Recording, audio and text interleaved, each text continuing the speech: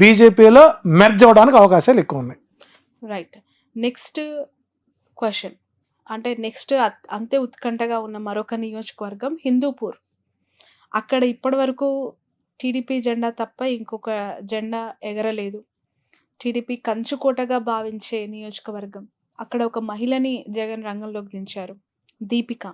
So Balayya గారికి ఎట్లా ఉంది విజయ అవకాశం? అంటే ఆయనే పెద్ద జ్యోతిష్యుడు, ఆయనకన్నీ తెలిసినవాడు. గత చరిత్ర మొత్తం చూసినట్లయితే ఆయన ఆ నియోజకవర్గాన్ని ఎప్పుడు కూడా చూసినవాడు కాదు. భూ కబ్జాలు, సెటిల్మెంట్లు, పిఏలే రాజ్యపాలన చేసేవారు. కాబట్టి ఈ మధ్యకాలం 4-5 సినిమాలు మళ్ళీ ఆయన్ని ఫేమ్లో తీసుకొచ్చిన. అంటే గతంలో ఎప్పుడూ జగన్మోహన్ రెడ్డి గారు హిందూపురంపై దృష్టి పెట్టలేదు. కారణం ఏంటంటే ఇప్పటికి కూడా బాలకృష్ణ ఫ్యాన్స్ అసోసియేషన్కి జగన్మోహన్ రెడ్డి గారు కడప జిల్లాకి ప్రెసిడెంట్కి రాజీనామా చేయలేదు దానికి. ఓకే. సో ఆయన ఎప్పుడు కూడా బాలకృష్ణ గారిని ఎప్పుడు ఒక మాట అన్నారు అసెంబ్లీలో కూడా. మధ్యలో కొన్ని మాటలు అన్నారు చివరిలో. కానీ ఈసారి అక్కడ త్రిముఖ వ్యూహం జరుగుతోంది. స్వామి పరిపూర్ణానంద గారి ఎఫెక్ట్ బాలయ్య బాబుకు ఇబ్బందికరంగా మారుతుంది. సో కాబట్టి ఈసారి హిందూపురం నియోజకవర్గంలో ఉన్నటువంటి వ్యక్తులు తన్నులు తినకుండా, కొట్టించుకోకుండా ప్రయత్నం చేసుకోవాలి.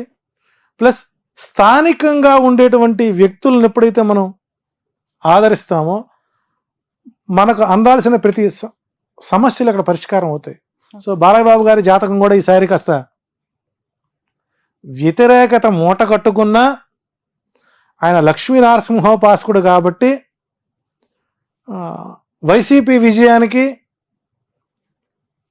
హిందూపురం టీడీపీ విజయానికి కేవలం అతి తక్కువ ఓట్ షేర్తో బాలకృష్ణ బయట పడవచ్చు. ఇంకేదైనా వ్యూహాత్మకంగా పరిపూర్ణానంద, ఎందుకంటే ఆయనకి అక్కడ ఓట్ బ్యాంక్ ఎక్కువ అండి. హిందూపురంలో కొన్ని వేల కుటుంబాలు పరిపూర్ణ దాసోహం చేసేటువంటి పరిస్థితి ఉంది. సో ఆయన ఎఫెక్ట్ అక్కడ బాగా పడుతుంది కాబట్టి మెజారిటీని తగ్గించగలుగుతారేమో కానీ గెలుపునేటువంటిది వైసీపీకి అక్కడ కొద్దిగా కష్టసాధ్యంగా ఉంటుంది. ఏదైనా మేనిఫెస్టో ఎఫెక్ట్ పడితే చెప్పలేం. రైట్.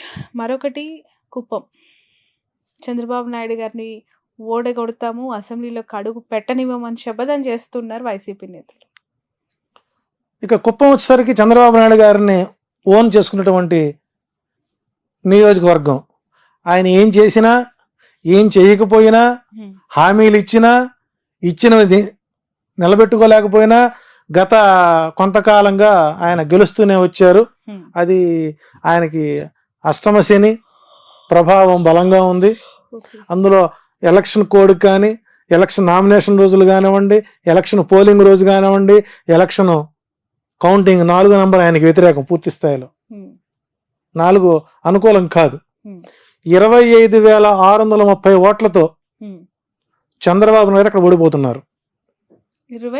25,630 ఓట్లు. అంటే గత 2019లో పోలింగ్ని కౌంటింగ్ని తీసుకునే విధంగా గుడిపల్లె మండలం ఒకటి ఉంది.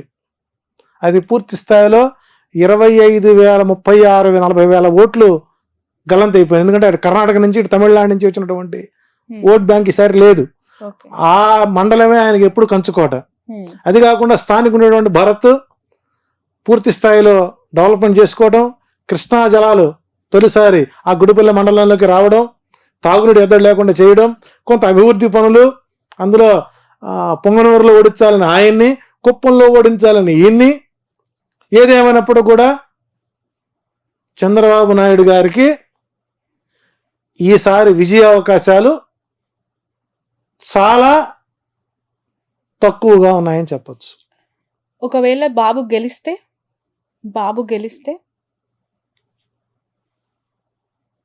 ఇంకా గ్రహ ఫలితాలు కూడా మనం తప్పని చెప్పుకోవాలి. ఇంకా అంటే ఇక ధర్మం అనేటువంటిది కలియుగంలో లేదనుకోవాలి, ఇక ఆ ప్రాంతంలో లేదనుకోవాలి. ఎందుకంటే మీరు ఫిగర్ తో పాటు చెప్తున్నారు 100% అండి. 26,000.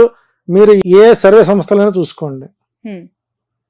ఇక నాకంటే తోపులు తురుంకాళ్ళు ఉన్నారు జ్యోతిష్యం, చాలా సామాన్యం జ్యోతిష్యంలో, నాకంటే మేధావులు ఉన్నారు, వాళ్ళని ఇంటర్వ్యూ చేయండి. హ్మ్. కుప్పం ఓడిపోతుందా లేదా అనేది ఒకే ప్రశ్న, సింగిల్ వాడు చెప్పని ఓడిపోతాడు. ఓకే, ఇది మీ challenge. Right. Right. Next Nagari విషయానికి వద్దాం. రోజా గారు అక్కడ పోటీ చేస్తారు, ఆమె గెలుపు అవకాశాలు ఎలా ఉన్నాయి? సో ఇక్కడ ఇక నగరి వచ్చేసరికి అసలు ఆమె జాతకం మొట్టమొదటిసారిగా నేమాని భాస్కర్ గారు నా చేత రాయించారండి. హ్మ్. సుమారు 500 పేజీలు నిశితంగా పిన్ టు పిన్ రాసి హ్మ్. వారికి నేను ఎక్స్ప్లెయిన్ చేయడం జరిగింది. నాతో కొంతకాలం మింగిలై ప్రతి విషయానికి ఇలా చేయండి ఇలా చేయండి సూచనలు ఇస్తూ ఉన్నాం. సరే ఎమ్మెల్యే అయిన తర్వాత వారి యాటిట్యూడ్ మార్చుకున్నారు. హ్మ్. సో ఇబ్బందుల్లో ఆదుకున్నాం, సుఖాల్లో హ్యాపీగా ఉన్నారు, జబర్దస్త్ ద్వారా ఏదో సంపాదించుకున్నారు. కానీ నియోజకవర్గానికి దూరంగా ఉంటారు. హ్మ్. నియోజకవర్గంలో నాకు అసమ్మతి గళం పెరుగుతుంది. చిత్తూరు జిల్లా ప్రధాన నాయకులతో ఈమెకి కొద్దిగా ఇబ్బందికరంగా ఉంటాం. రెండోది ఓవర్ కాన్ఫిడెన్స్, దైవ బలం కూడా ఓవర్ కాన్ఫిడెన్స్ ముందు పనిచేయదు. ఓకే. సో ఈసారి నగరిలో ఆమె ఓటమికే గ్రహస్థితులు బలంగా ఉంటాయి. సో ఈసారి అక్కడ కొద్దిగా ఆమెకు ఎదురుగాలి వీచే అవకాశాలు ఉన్నాయి. ఏదన్నా ఆమె చేస్తున్న పూజలు పునస్కారాలు ఏదన్నా ఫలిస్తే అప్పట్లాగానే ఏ 1200 ఓట్లతోనో 2000 ఓట్లతోనో గెలిచే అవకాశం ఉంటుంది. ఇంత చరిష్మాలో కూడా ఆమె గెలవకపోతే ఇంకా ఆమె దురదృష్టంగా మనం లేనొచ్చు. నా అంచనా ప్రకారం నగరిలో రోజా ఓటమి ఖాయమైంది. ఇక 40 రోజులు టైం ఉంది కాబట్టి దానికి సంబంధించినటువంటి కార్యాచరణ చేసుకుని దైవబలాన్ని పెంచుకుంటూ చేసిన తప్పులకి వాగిన వాగుడికి ఆత్మ పరిశీలన చేసుకుంటే గెలిచే అవకాశాలు ఉంటాయి. లేని పక్షంలో వైసీపీ అకౌంట్లో చిత్తూరు జిల్లాలో ఆ సీటు చేరే అవకాశం ఎక్కువగా ఉంది. రైట్. మరొకరు లోకేష్, వాళ్ళ తండ్రి గురించి చెప్పారు, మామయ్య గురించి చెప్పారు. కుమారుడు లోకేష్ పరిస్థితి ఏంటి మంగళగిరిలో? అంటే ఇక్కడ లోకేష్ గారి జాతక ప్రభావంలో ఒక ప్రధానమైన ప్లానెట్, హ్మ్. రాజయోగాన్ని ఇచ్చేటువంటి ప్రధానమైనటువంటి గ్రహస్థితి ఏదైతే ఉందో అది పూర్తి స్థాయిలో 35% మాత్రమే అతను సపోర్ట్ చేస్తుంది. కారణం ఏంటంటే పూర్తి స్థాయిలో ఆ నియోజకవర్గం మీద పట్టు లేకపోవడం. ఓకే. నేను ఉండేది మంగళగిరిలోనే కాబట్టి మేము లోకల్గా ఉన్నటువంటి హ్మ్. అబ్జర్వేషన్ చేస్తుంటాను. గతంలో ఆళ్లరామకృష్ణారెడ్డికి అంత స్వీప్లో కూడా మంగళగిరిలో ఓట్ బ్యాంకు ఆయనకి లేకుండా పోయింది. అతనికి ఏమొచ్చింది సరే పెదవట్లపూడి, దుగ్గిరాల, నందివేలుగు ఆ మండలాలు, కొంత పొన్నూరులో నుంచి కొన్ని కలుస్తాయి. వాటిలో నెగ్గుకుని బయటకు వచ్చాడు. ఆ తర్వాత గెలిచాడు. ఆ తర్వాత మళ్ళీ మార్చారు, గంజి చిరంజీవికి ఇచ్చారు. గంజి చిరంజీవి టైట్ ఫైట్ జరిగింది. ఇప్పుడు అక్కడ పద్మశాలి ఓట్ బ్యాంక్ కీలకం. సుమారు 1,12,000 ఓట్లు పైన వాళ్ళవి ఉన్నాయి. రెండోది రాజకీయ నేపథ్యం ఉన్నటువంటి కుటుంబం, అటు మురుగుడు వారి ఎమ్మెల్సీ గారి కోడలు ప్లస్ కాండ్ర కమల యొక్క కూతురు, ఎడ్యుకేటెడ్, స్థానికంగా అందుబాటులో ఉంటారు. సో అక్కడ పద్మశాలి దేవాంగ ఓట్లు కీలకం. ఎప్పుడు సిపిఐ సిపిఎం కంచుకోటది. అటువంటి ప్రాంతంలో మేషరాశికి ఈసారి అనుకూల పవనాలు ఉన్నాయి. సో కాబట్టి ఇక్కడ లోకేష్ కూడా విజయం అనేటువంటిది నల్లేరుపై బండి నడకైతే కాదు. ఈసారి కూడా ప్రతికూల వాతావరణమే అక్కడ ఎక్కువ గోచరిస్తుంది. ఒకవేళ విధి వక్రించి కనుక గెలిస్తే 5,000 ఓట్లు బయటపడతాడు. అది కూడా కష్టమే. రైట్. ఇక పులివెందుల నుంచి పోటీ చేస్తున్న జగన్ గారి గురించి, అఫ్ కోర్స్ ఆయన్ని ఓడించాలని, ఆయనను కూడా రానేయకుండా అడ్డుకోవాలని ప్రయత్నాలు మామూలుగా కూటమి చేస్తూనే ఉండొచ్చు గాక, అతని గ్రౌండ్ రియాలిటీస్ మీకు ఏమనిపిస్తూ ఉన్నాయి? అంటే గతంలో అసెంబ్లీ ఎన్నికలో 1,00,000 ఓట్ల మెజారిటీతో ఆయన Hmm.